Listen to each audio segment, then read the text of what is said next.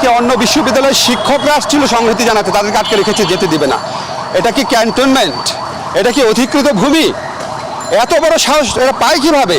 আমি এই পুলিশ সদস্যদের সাথে কোনো ধরনের ঝামেলাতে যেতে চাচ্ছি না। আমি শান্তিপূর্ণভাবে আমার গেস্টদেরকে নিয়ে এখান দিয়ে যাব এবং ওনারা আমাদেরকে যেতে দিবেন, এটাই আমার কথা, আর কিছু কথা নাই। প্রক্টর এখনো ফোন ধরেন নাই। ঠিকানা, বাপ মার পেশা সব পুঙ্খানুপুঙ্খানুভাবে জানতে চাচ্ছে। আর যারা আমাদেরকে জিজ্ঞেস করতেছে আপনারা যেতে পারবেন না, তাদের পরিচয় আমরা জানি না। তারা পরিচয় দেখাতে পারতেছে না কোনো, যে অ্যাটলিস্ট একটা অর্ডার দেখাক যে নির্দেশনা আছে ঢাকা ইউনিভার্সিটির টিচারের বাইরে কেউ ঢুকতে পারবে না। আমি ডাক্তার, আমি ঢুকতে পারবো না। একজন রিটায়ার্ড, একজন মুরব্বী মানুষ, একজন টিচার, উনি ঢুকতে পারবেন না। আমরা দুইজন ডাক্তার এখানে দাঁড়ায় আছি, আমরা ঢুকতে পারবো না। কেন পারবো না? অর্ডার আছে। কোত্থেকে অর্ডার আছে? ওই কাগজ আর নাই।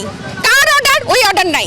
অমুককে ফোন দেন, তো অমুককে ফোন দেন। আপনি এই ক্যামেরাটা ঘুরায় এই পুলিশ মেয়েগুলোর দিকে দেখেন। আপনি প্রত্যেকটা মেয়ে, একটাকেও তো আমার কারো শত্রু মনে হচ্ছে না। একটাকেও তো আমার শত্রু মনে হচ্ছে না। এই ছোট ছোট মেয়েগুলোর পুলিশ মেয়ের কাপড় পরায় হাতে লাঠি দিয়ে দিছে। এদেরকে তো আমার নিজের বোন মনে হচ্ছে। এরা নিজেরাও জানে না এরা কেন এখানে দাঁড়ায় আছে, কেন আমাদেরকে আটকাচ্ছে। ওদের কোনো আইডিয়াই নাই।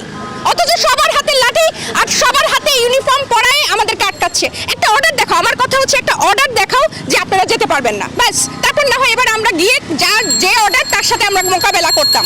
কোনো কথা নাই, কিচ্ছু নাই। আমরা জাস্ট কয়েকটা মানুষ হেঁটে যাচ্ছি, না রিক্সা না গাড়ি, সেটুকুও তারা যেতে দিচ্ছে না। কতটুকু ভয় পাইলে সামান্য রাস্তা হাঁটা মানুষ পথ বন্ধ করে।